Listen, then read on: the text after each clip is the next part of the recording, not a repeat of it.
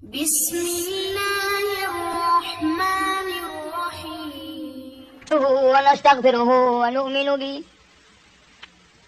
ونؤمن به ونتوكل عليه ونعوذ بالله من شرور أنفسنا ومن سيئات أعمالنا من يهده الله فلا مضل له ومن يضلله فلا هادي له ونشهد أن لا إله إلا الله وحده لا شريك له ونشهد أن سيدنا وسندنا ونبينا وشفيعنا وهادينا ومرشدنا ومولانا محمدا عبده ورسوله أرسله بالحق بشيرا ونذيرا صلى الله تعالى عليه وعلى آله وأصحابه وأزواجه وذرياته وبارك وسلم تسليما كثيرا أما بعد فإن خير الحديث كتاب الله وخير الهدي هدي محمد صلى الله عليه وسلم وشر الأمور محدثاتها وكل محدثة بدعة وكل بدعة ضلالة وكل ضلالة في النار. وقال النبي صلى الله عليه وسلم لكل قوم عيد وهذا عيدنا. صدق الله العلي العظيم وصدق رسوله النبي الكريم ونحن على ذلك لمن الشاهدين والشاكرين والحمد لله رب العالمين. اللهم صل على محمد وعلى آل محمد كما صليت على إبراهيم وعلى آل إبراهيم إنك حميد مجيد. اللهم بارك على محمد وعلى آل محمد كما باركت على إبراهيم وعلى آل إبراهيم إنك حميد مجيد. محترم بزرگوں، عزیز دوستو، اللہ تعالیٰ جل شانہ کا کروڑا احسان اور شکر ہے کہ اس کی توفیق اور عنایت سے رمضان المبارک کے ہم نے روزے رکھے، تراویحاں پڑھی، قرآن پاک کی تلاوت کی، صدقہ زکوٰۃ خیرات کیا. اللہ تعالیٰ ہر عبادت کو اپنی مہربانی سے قبول فرمائے اور اس کو اجر عظیم کا ذریعہ بنائے. حقیقت یہ ہے کہ رمضان المبارک بھی غمخواری کا مہینہ ہے اور صبر کا مہینہ ہے اور اللہ کے ذکر کرنے کا مہینہ ہے. ویسے بھی ایک آدمی کو مہینہ بھر عادت ڈالنے سے عادت بڑھ پڑ جاتی ہے، لیکن اس کا یہ مطلب ہرگز نہیں کہ وہ عید کے بعد سب چیزوں کو چھوڑ بیٹھے. حدیث پاک میں آتا ہے کہ عمل اللہ کے یہاں وہ مقبول ہے جس میں دوام ہو، جس میں ہمیشگی پائی جاتی ہو. کسی نے حضرت مولانا محمد قاسم صاحب نانوتوی رحمۃ اللہ علیہ سے پوچھا کہ حضرت نماز پڑھ کے خالی چلے جاتے ہیں، معلوم نہیں قبول ہوئی کہ نہیں. تو بڑا اچھا جواب ارشاد فرمایا اگر ظہر کے بعد عصر کی نماز کی توفیق ہو گئی تو سمجھو ظہر کی اللہ نے قبول کی تو عصر کی توفیق دی. اگر عصر کے بعد مغرب کی نماز کی توفیق ہو گئی تو سمجھو کہ عصر کی نماز اللہ نے پہلے قبول کر کے پھر مغرب میں آنے کی توفیق دی. تو جن لوگوں نے رمضان المبارک میں بڑی دل دمی سے، خوش شوق سے، ذوق سے نمازیں پڑھی، اب اگر نمازیں پڑھتے رہیں گے تو سمجھو کہ رمضان کے مہینے کی نمازیں قبول ہو گئی. اللہ تعالیٰ پہلے قبول فرماتے ہیں اور پھر اجر کی اور اس کے دوبارہ ادا کرنے کی توفیق عطا فرماتے ہیں. صحابہ کرام رضوان اللہ تعالیٰ علیہم اجمعین چونکہ نبی صلی اللہ علیہ وسلم کے شاگرد تھے، حضور کی صحبت میسر تھی. آپ کو تو زندگی بھر میں حضور صلی اللہ علیہ وسلم کی خام میں بھی زیارت نہیں ہوئی. اور صحابہ کرام وہ خوش نصیب جماعت ہے جن کو ایک ایک دن میں کئی مرتبہ حضور صلی اللہ علیہ وسلم کی زیارت ہوتی تھی. اس جماعت کے بارے میں آپ کو کیا بتاؤں جنہوں نے 23 برس تک امام الانبیاء کے پیچھے کھڑے ہو کر نمازیں پڑھی، سارا قرآن کریم حضور صلی اللہ علیہ وسلم سے یاد کیا. مسائل پوچھتے تو حضور صلی اللہ علیہ وسلم سے، مرید بننے کے لیے آتے تو تیرا پیر چشتی ہوگا، میرا پیر نقشبندی ہوگا، کسی کا پیر قادری ہوگا، کسی کا پیر سروردی ہوگا. صحابہ کرام کا پیر امام الانبیاء مدنی کریم صلی اللہ علیہ وسلم ہے. یہ اتنی بڑی خوش نصیب جماعت تھی جن کا انتخاب خداوند عالم نے خود فرمایا. اپنے نبی کے لیے جماعت بھی اللہ کا انتخاب ہے، خود پیدا کردہ خدا کے. اور علماء نے مسئلہ لکھا ہے کہ صحابہ کرام کا مقابلہ دنیا میں کوئی نہیں کر سکتا. اس لیے ساری دنیا کی عبادتیں، نمازیں، حج، زکوٰۃ، تلاوت اللہ کے نبی کے صحابی کا ایک سجدے کا مقابلہ نہیں کر سکتے. فرق ہے ان میں ہمیں بڑا زبردست. ان کا استاد دیکھو، ان کا پیر دیکھو، ان کا امام دیکھو. ملازمتوں میں تھے، کیپٹن تھے، میجر تھے، کرنل تھے، جنرل تھے، اس فوج کے کمانڈر ان چیف محمد عربی صلی اللہ علیہ وسلم کی فوج میں یہ لوگ شامل تھے، اور ان کو اتنا موت کا اشتیاق تھا کہ حضرت خالد بن ولید رضی اللہ تعالیٰ عنہ نے 125 جنگ لڑے اور ایک جنگ میں بھی ہار نہ ہوئی. آخری وقت آیا، حضرت خالد بن ولید رو رہے تھے. کسی صحابی نے پوچھا کیا بات ہے، روئے کیوں؟ فرمایا ساری عمر جنگ کیے، جہاد کیے، اور آج بستر پہ موت آ رہی ہے. تو صحابی بڑا عقلمند تھا، کہنے لگا خالد یہ بتاؤ حضور صلی اللہ علیہ وسلم نے تمہیں لقب کیا دیا ہے؟ تو فرمایا میرا لقب حضور صلی اللہ علیہ وسلم نے سیف اللہ فرمایا. فرمایا تو اس کا یہ مطلب ہوا اگر تم شہید ہو جاؤ تو اللہ کی تلوار ٹوٹ جائے. تم شہید نہیں ہو سکتے، تم تو اللہ کی تلوار ہو. اللہ کے نبی نے جن کو اللہ کی تلوار بتایا، ان کے روزے اور ان کی نمازیں اور ان کی عبادتیں ساری دنیا سے اعلیٰ اور ساری دنیا سے عرفہ اور ساری دنیا کی تمام نیکیوں کی جڑ ہے صحابہ کرام. اس لیے کبھی بھول کے بھی یہ خیال نہ کرنا کہ ہم ان لوگوں کا مقابلہ کر سکتے ہیں. یوں فرمایا مدنی کریم صلی اللہ علیہ وسلم نے تم عہد پہاڑ سونا خرچ کرو اللہ کی راہ میں، میرے صحابی کی 2 کھجوروں کا مقابلہ نہیں ہو سکتا. ان کا ذوق اور تھا، ان کا شوق اور تھا، ان کی تمنائیں اور تھی، ان کی حسرتیں اور تھیں. آخری دم تک ان کی حسرتیں کچھ اور ہی تھیں جو ہمارے قریب سے نہیں گزرتی. نبی کریم صلی اللہ علیہ وسلم عید کی نماز عید کے لیے تشریف لے جا رہے ہیں. بچوں کو کھیلتے دیکھا اور ایک بچہ علیحدہ کھڑا ہو کے رو رہا ہے. اس نبی صلی اللہ علیہ وسلم کی عادت تھی کمزور کے پاس آنا، محتاج کے کام آنا. اس بچے نے پوچھا کہ سب بچے کھیل رہے ہیں، تو کیوں رو رہا ہے؟ کہنے لگا میرے ماں باپ نہیں ہیں، ان لوگوں کے تو ماں باپ ہیں، اس لیے خوشی منا رہے ہیں، میں کیسی خوشی مناؤں؟ جناب مدنی کریم صلی اللہ تعالی علیہ وسلم نے اس بچے کو ساتھ لیا، گھر لے گئے، نہلایا دھلایا، کپڑے پہنائے، واپسی میں تشریف لائے. اس بچے نے حضور کریم صلی اللہ علیہ وسلم کی انگلی پکڑی ہوئی ہے. جب بچے کھیل رہے تھے سارے بچے آ کر کے کہنے لگے تجھے کیسے یہ بات موقع مل گیا؟ کہنے لگا میرے ماں باپ نہیں ہے، میں یتیم ہوں، میرے باپ حضور صلی اللہ علیہ وسلم آج سے بن گئے، میں حضور صلی اللہ علیہ وسلم کا بیٹا بن گیا. مدینے پاک کے اور بچے بھی رونے لگے، اے کاش ہمارے بھی ماں باپ مر جاتے، ہم بھی آج یتیم ہوتے، نبی کریم صلی اللہ علیہ وسلم کی انگلی پکڑ کے ہم بھی چلتے. کمزوروں کا وارث، بے سہاروں کا سہارا جناب مدنی کریم صلی اللہ تعالی علیہ وسلم ہر ایک کے کام آئے. ایک دن بچے بٹھائے، جلابیب رضی اللہ تعالیٰ عنہ صحابی کو گود میں بٹھا لیا اور پیار کر کے فرمایا جلابیب تمہاری شادی ہوئی کہ نہیں؟ عرض کیا یا رسول اللہ میرا گھر نہیں، در نہیں، زر نہیں، پر نہیں، جھوپڑا بھی کوئی نہیں، میری شادی کون کرے؟ فرمایا جاؤ فلاں صحابی کے پاس لڑکی ہے، میرا جا کر کے پیغام دے دو اسے، تم اپنی شادی کر لو. صحابی نے یہ سن کر پرواز کی، چلا گیا. گھر پہ جا کے دستک دی، گھر والا اندر سے نکلا اور کہنے لگا مجھے حضور صلی اللہ علیہ وسلم نے بھیجا ہے اور پیغام دینے آیا ہوں تمہاری لڑکی سے میری شادی کر دو.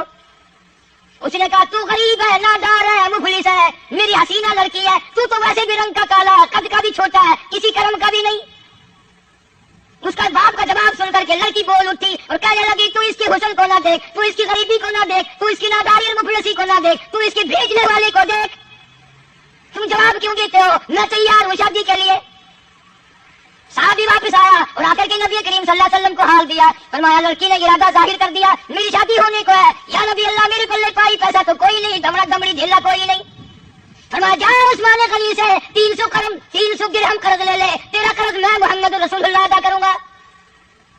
عثمان بن نورین رضی اللہ تعالیٰ عنہ سے 300 درہم قرض لے لیے، شادی کی تیاری کر رہا ہے، جھوپڑے کا سامان خرید رہا ہے، برتن لے رہا، میری بھی جھوک بسے گی، میرا بھی گھر آباد ہوگا، میں بھی بال بچے دار بنوں گا. شادی کا انتظام کرتے کرتے کانوں میں آواز آئی انفروا فی سبیل اللہ، انفروا فی سبیل اللہ تؤمنون باللہ ورسولہ وتجاہدون فی سبیل اللہ بِأَمْوَالِكُمْ وَأَنفُسِكُمْ ذَلِكُمْ خَيْرٌ لَكُمْ إِن كُنتُمْ تَعْلَمُونَ.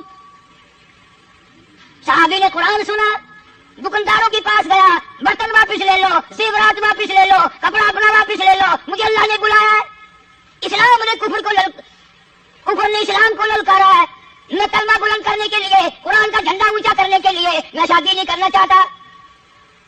یہ بھی نہ سوچا حضور صلی اللہ علیہ وسلم سے جا کے پوچھ لوں، بڑی مشکل سے شادی کا پروگرام بنا ہے، آپ ہی نے بنایا ہے، اب میرے لیے کیا حکم ہے؟ جہاد میں جاؤں یا میں اپنی شادی کا انتظام مکمل کر کے شادی کروں؟ ان کے پاس اتنی مہلت کہاں تھی کہ یوں سوچے.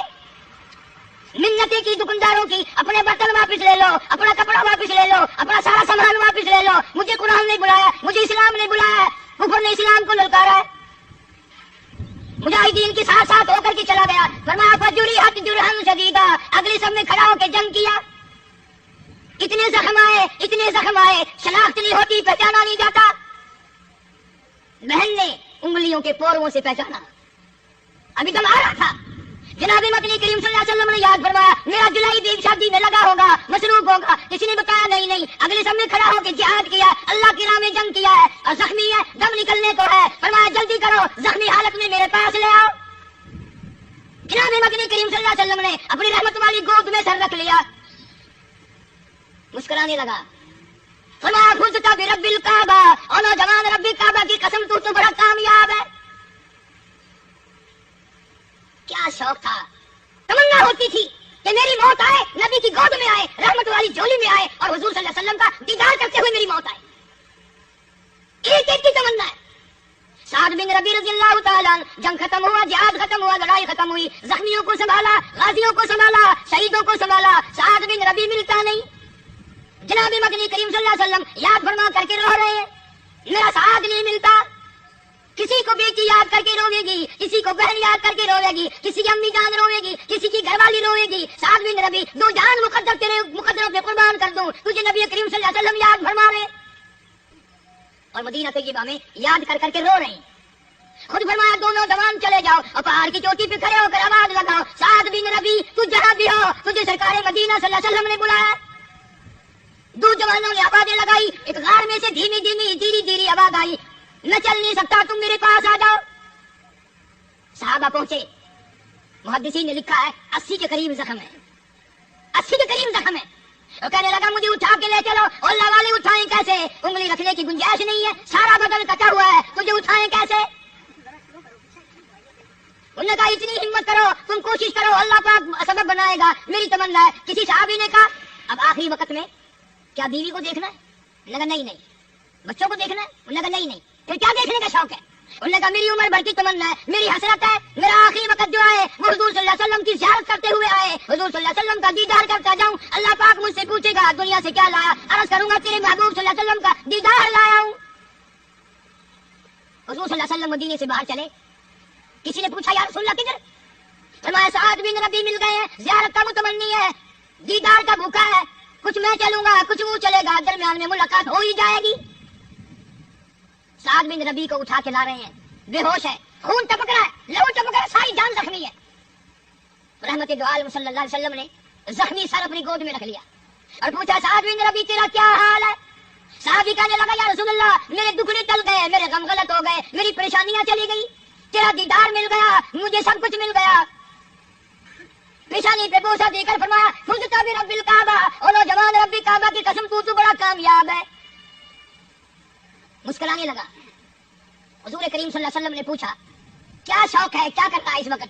कहने लगा मेरी तमन्ना पूरी हो गई, तेरे चेहरे पे फिदा शम्सो कमर, तेरे चेहरे पे फिदा शम्सो कमर, तेरे जुल्फों पे तसद्दुक शाम और सहर, रुखसारों पे ठहरे किसकी नजर, तेरी प्यारी अदा का क्या कहना। मैं अपने मुकद्दर पे नाज करता हूँ, कोई बिस्तर पे मरेगा, कोई अस्पताल में मरेगा, कोई एक्सीडेंट में रोड पे सड़क पे मरेगा, कोई बीवी को देखता हुआ मरेगा, कोई बच्चों को देखता हुआ मरेगा, कोई डॉक्टर को देखता हुआ मरेगा, कोई नर्स को देखता हुआ मरेगा। मैं अपने मुकद्दर पे नाज करता हूँ, तेरी रहमत वाली गोद में मैं दम तोड़ रहा हूँ। बुखारी शरीफ में रिवायत है जितनी ताकत थी पूरी से उछल कर पलट कर हुजूर सल्लल्लाहु अलैहि वसल्लम की गोद से कदमों में अपना रुखसार मुबारक रख दिया। तेरे कदमों में दम निकल जाए, मैं बड़ा कामयाब। ऐलान हो गया साद बिन रबी शहीद हो गए, जनाजा तैयार है। खुदा की कसम सिद्दीक अकबर रज़ियल्लाहु ताला अन्हु जैसे भी खड़े हुए रो रहे हैं, काश ये मौत मेरी होती, नबी की गोद में मेरा दम टूटता, मेरा आखिरी सांस हुजूर सल्लल्लाहु अलैहि वसल्लम के दीदार में जाता। फारूक आज़म रो रही है, बड़े बड़े जिन्नुरैन रो रहे हैं साहबी कि काश ये मौत मेरी होती, हुजूर सल्लल्लाहु अलैहि वसल्लम की रहमत वाली गोद में मेरा दम टूटता। जनाजा हुजूर सल्लल्लाहु अलैहि वसल्लम ने पढ़ाया, मदीने की गलियों से जनाजा गुजर रहा है। अल्लाह ताला मेरी तेरी मौत भी मदीने में अता फरमाए, बड़ी कामयाबी है। मदीने की मौत यूं ही नहीं मिलती, बड़े शौक से बड़े ज़ौक से मदीने की मौत मिलती है। एक एक अल्लाह वाले ने 40-40 साल मदीने में गुजारे इसलिए कि मौत मदीने में आ जाए। इमाम मालिक रहमतुल्लाह अलैह ने सारी जिंदगी में एक हज करने के बाद फिर हज के लिए भी नहीं गया, मदीने से बाहर मौत ना आ जाए। और अदब इतना करता थे मदीने का, सारी जिंदगी में 3 मील के एरिया में छोटा पेशाब भी ना किया इमाम मालिक रहमतुल्लाह अलैह। और सारी जिंदगी में मदीने पाक में जुत्ती कभी नहीं पहनी, इसलिए कि कहीं मेरा जुत्ती वाला पैर वहां न रखा जाए जहां हुजूर सल्लल्लाहु अलैहि वसल्लम का कदम मुबारक रखा गया था, बेअदबी ना हो जाए। ऐसे ऐसे अल्लाह वाले लोग आएंगे, فاسق لوگ جو ہوتے ہیں وہی ساری چیزوں کا خیال کرتے ہیں، اور وہ توحید کا سب سے پہلے خیال کرتے ہیں، توحید کے بغیر تو کچھ بھی نہیں، سارے دین کی مدار اللہ کی توحید پہ ہے، شرک بھی کرتا رہا، عبادت بھی کرتا رہا، پھر کیا ہوا؟ کچھ بھی نہیں۔ مدینے کی گلیوں سے جنازہ گزر رہا ہے، حضرت ابو ہریرہ رضی اللہ تعالیٰ عنہ فرماتے ہیں کہ میں تو ہر وقت حضور صلی اللہ علیہ وسلم کی اداؤں کو دیکھتا تھا، تو آپ ایڑیاں اٹھا کر پنجوں کے بل چل رہے ہیں جنازے کے ساتھ ساتھ۔ سبحان اللہ، وہ کتنا مبارک جنازہ ہوگا جو حضور صلی اللہ علیہ وسلم نے پڑھایا، اور جنازے کے ساتھ میں حضور صلی اللہ علیہ وسلم تشریف لے جا رہے ہیں۔ ابو ہریرہ نے عرض کیا یا رسول اللہ، کانٹے نہیں، روڑا نہیں، پتھر نہیں، آپ یوں تنگی سے چل رہے ہیں، کیا بات ہے؟ فرمایا انی ارا ما لا ترى، ابو ہریرہ جو میں دیکھوں تم نہیں دیکھ سکتے۔ اس اللہ والے نے جہاد میں آ کر کے جان دے دی، 80 کے قریب زخم کھائے، میری رحمت والی گود میں دم توڑا، جنازہ میں نے پڑھایا۔ اس وقت جنازے پہ اتنا رش ہے فرشتوں کا کہ جنازے کے چاروں طرف اتنا نوری فرشتہ جنازہ پڑھنے کے لیے آیا ہوا ہے، پورا قدم رکھنے کی گنجائش نہیں ہے، پورا قدم رکھنے کی گنجائش نہیں ہے، چاروں طرف اتنا فرشتوں کا جم گٹھا ہے۔ اور آپ اور میں یہ سوچتے ہیں چلو بھائی اتنے فرشتے نہیں تو 100-200 فرشتے تو آ جائیں، مگر کیسے آئیں؟ وہ عبادت کیسے کریں گے جو صحابہ کرام نے کی؟ ان میں جو اخلاص تھا جان دینے تک کا، وہ ہم میں کیسے ہو سکتا ہے؟ غریب پروری ہم سے نہیں ہو سکتی، ہم کمزور کی ہمدردی ہم سے نہیں ہو سکتی، ماں باپ کی خدمت نہیں ہو سکتی، اور کیا عبادت کریں گے؟ جناب مدنی کریم صلی اللہ علیہ وسلم جنازے کے ساتھ ساتھ تشریف لے گئے، جنت البقیع میں جنازہ پہنچا، یوں فرمایا میت کو قبر میں رکھ کر تم چلے آؤ، قبلہ رخ میں اپنے ہاتھوں سے موڑوں گا۔ سبحان اللہ، اسی قبر میں حضور صلی اللہ علیہ وسلم تشریف لائے اور قبلہ رخ اپنے ہاتھوں سے موڑا۔ جب قبر سے باہر تشریف لائے تو مسکراتے ہوئے کسی صحابی نے پوچھ لیا یا رسول اللہ، آپ تو فرماتے ہیں قبر بڑی وحشتناک جگہ ہے، بڑی خوفناک جگہ ہے، اور آپ ہنستے ہوئے تشریف لائے۔ فرمایا میں کیا کروں، سعد بن ربی جس وقت قبر میں رکھا میں نے قبلہ رخ منہ موڑا تو وہ خود ہنس رہا تھا۔ یا رسول اللہ قبر میں ہنس رہا تھا؟ فرمایا ہاں، جنت کے حور و غلمان نے کھڑکی کھولی اور تمام کے تمام نے اس کو مبارکباد دی، جنت کی ہوائیں اور خوشبوئیں اور حور و غلمان کا جمگٹا دیکھ کر وہ ہنسنے لگا، میں سعد کو دیکھ کے ہنسنے لگا، وہ ان کو دیکھ کے ہنسنے لگا۔ تو دوستوں اور بزرگوں، گزشتہ عید میں کتنے بھائی ہمارے ساتھ عید کی نماز میں شامل تھے، خوشیوں میں شامل تھے، کتنی بہنیں بیٹیاں شامل تھیں، لیکن مختلف بہانوں سے بوسینیا میں، ہندوستان میں، کشمیر میں ہزاروں نہیں، لاکھوں نہیں، کروڑوں آدمی دنیا سے چلا گیا۔ آج وہ قبروں میں آگے بڑھ رہے ہیں، میری تیری دعاؤں کے منتظر ہیں کہ لوگ روزہ رکھ کر ہماری بخشش مغفرت کے لیے بھی دعا کریں، اپنے لیے بھی دعا کریں۔ جناب مدنی کریم صلی اللہ تعالی علیہ وسلم نے فرمایا وہ لوگوں آخرت کی تیاری کرو، موت آنے والی ہے، ٹلنے والی نہیں۔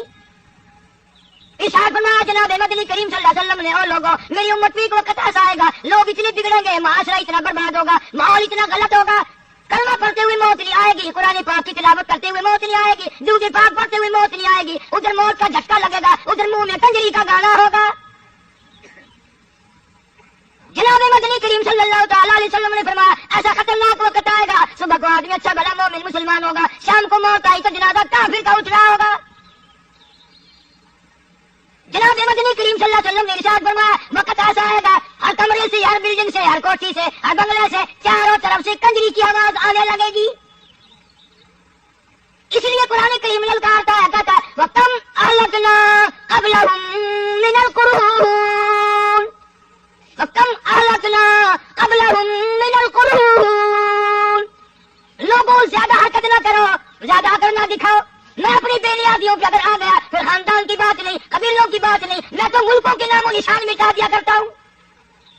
فَأَخَذَتْكُمُ الصَّاعِقَةُ وَأَنْتُمْ تَنظُرُونَ، جبریل امین نے چیخ ماری، قوم کے جگر پھٹ گئے۔ فرمایا پہلے یہی فکر کرو کہ نہ جانے کس حال میں موت آئے گی۔ کئی اللہ والے ایسے ہیں کہ نماز میں سجدہ کرتے ہوئے موت آ جاتی ہے، میرے علم میں ہے کئی بزرگ جن کی قرآن پڑھتے پڑھتے موت آ گئی، دوسری پڑھتے ہوئے موت آ جاتی ہے، وضو کرتے ہوئے موت آ جاتی ہے، اللہ کے دربار میں سجدہ کرتے ہوئے موت آ جاتی ہے۔ تو ہم اپنے آخری وقت کو، عید ہو، شبرات ہو، کوئی بھی خوشی کا موقع ہو، موت بلانے والی چیز نہیں ہے، وہ آئے گی اور آ کے رہے گی۔ اب فکر یہ کرنا ہے کہ نہ جانے کے سامنے آئے گی۔ قرآن کہتا کلا اذا بلغت التراقی وقیل من راق وظن انه الفراق وتفت الساق بالساق الى ربك يومئذ المساق۔ قرآن کہتا 360 رگیں ٹوٹیں گی، آدھا چھوٹیں گے، آنکھیں پھٹ جائیں گی، زبان کلمہ نہ پڑھ سکے گی۔ اس لیے یوں نہ کرنا کبھی رمضان گزر گیا نماز چھوڑ دے، نہ پھر تو بے نماز ہو کے مرے گا۔ عورتیں بھی بے نماز ہوتے مریں گی. کسی نے رمضان میں شوق سے ایک قرآن ختم کیا, کسی نے 2 کیے, کسی نے 15 سپارے کیے. یہ پکا وسیلہ بنا لو, قرآن کریم کی ہر روز زیارت کرو, چاہے آدھا پارہ پڑھو, چاہے ایک سورت تلاوت کرو, اور دعا کرو اللہ تعالیٰ ہم سب کو قرآن پڑھتے نیک عمل کرتے موت عطا فرمائے, اور سارے عالم کے مسلمانوں کا خاتمہ بالخیر فرمائے, سارے عالم کے بیماروں کو شفا عطا فرما. بوسینیا, کشمیر, ہندوستان جتنے لوگ مصیبت زدہ ہیں سب کی مصیبتوں کو اللہ پاک دور فرمائے, اور ہر آدمی کی عبادت تلاوت تراویح قرآن پڑھنا سننا اللہ تعالیٰ سب کو قبول فرمائے. وآخر دعوانا الحمدللہ رب العالمین.